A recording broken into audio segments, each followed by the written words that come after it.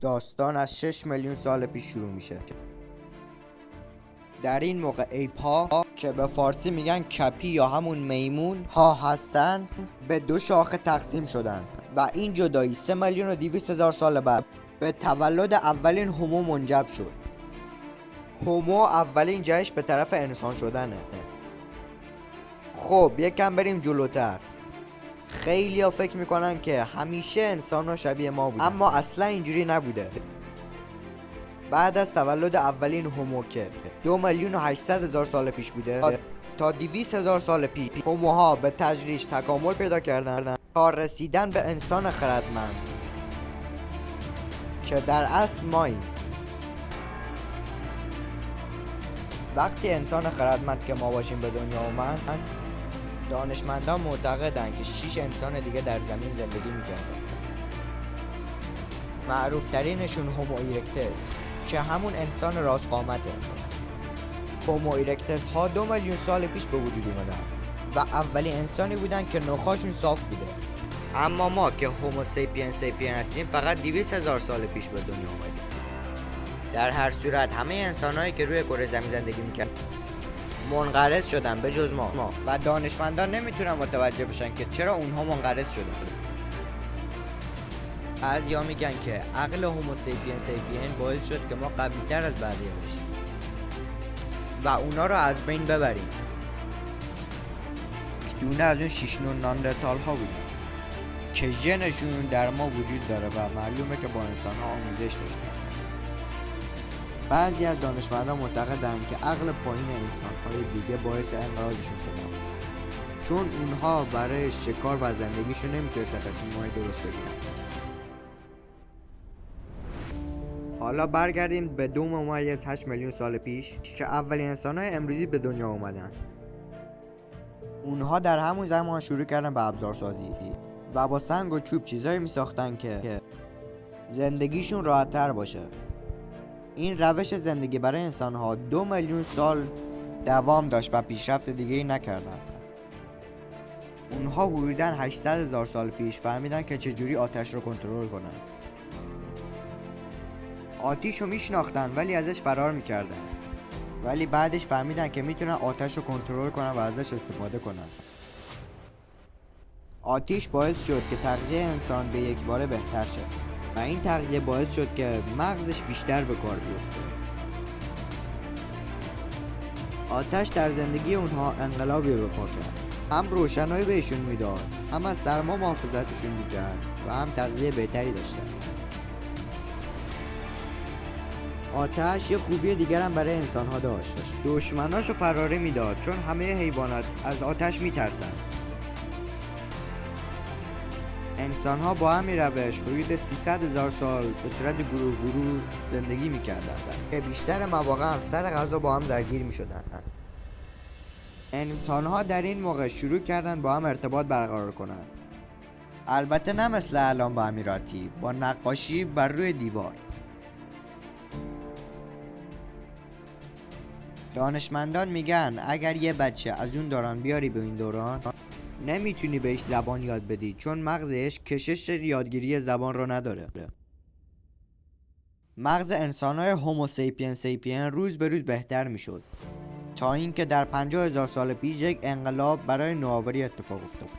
اونها برای خودشون لباس درست کردن، پاپوش درست کردن، ابزارهای بهتری برای شکار و دفاع از خودشون ساختن و روز به روز بهترش کردن.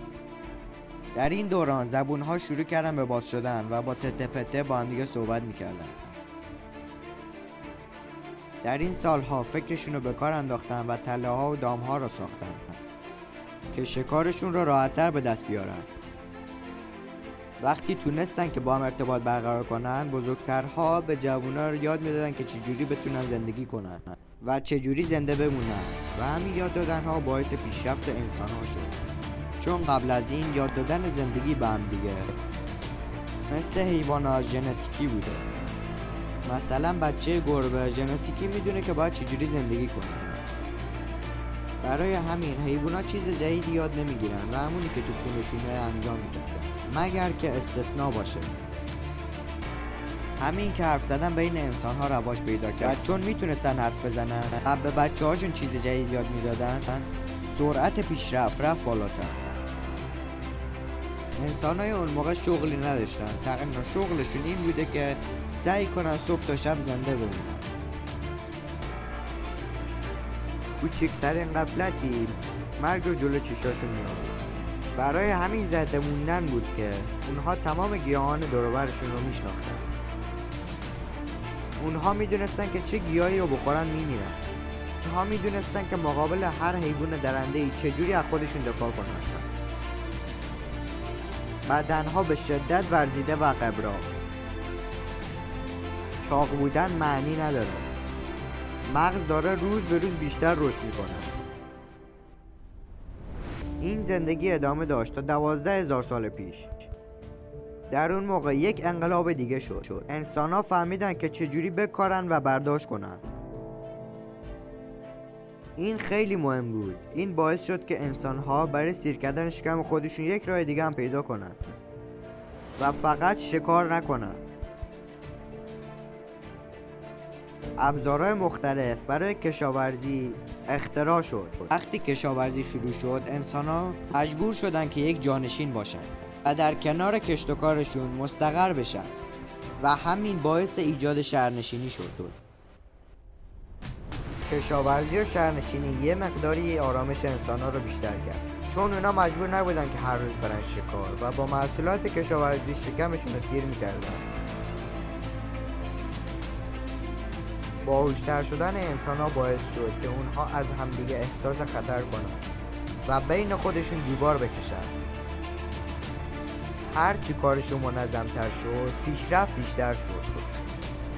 شهرها بزرگتر شد و روستاها به شهر تبدیل شدن و برای راحتی خودشون قانون گذاشتن و امپراتوری‌های اولیه به وجود اومدن و قوانینی پیاده شد که مهمترین اونها اعلامیه حقوق بشر کوروش کبیره.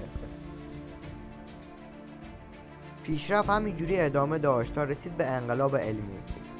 در حدود 500 سال پیش دانشمندان زیادی پا به عرصه موجود گذاشتند و به پیشرفت بشر سرعت دادند. دور و بر 300 سال پیش انقلاب صنعتی رخ داد. در این دوران مهد تمدن دنیا یعنی شرق به خواب فرو رفت و در غرب انقلاب صنعتی رخ داد. بعد از انقلاب صنعتی انسان‌ها به جای رسیدن که زندگی برایشون راحت و راحت‌تر شد. مجبور نبود برای سیر کردن شکمش بره بجنگه. میتونست کار کنه، پول در بیاره و هر چی میخواست بخره. از این به بعد روز به روز به سرعت پیشرفت اضافه میشه. این سرعت به صورت تصاعدی داره میره بالا. دانشمندان میگن انسان‌های امروزی از اول تا به حال 125,000 تغییر مختلف رو تجربه کردن تا رسیدن به امروز. نسل‌های مختلف در مراحل زندگی مختلف انسان‌ها به سرعت گذشتند، اما از زمان انقلاب علمی تا به امروز فقط 20 نسل گذشته و شما میتونید سرعت پیشرفت رو تشخیص بدید. از 30 سال پیش هم اینترنت دنیا رو تسخیر کرده و توی این 30 سال سرعت پیشرفت چندین برابر اضافه شده.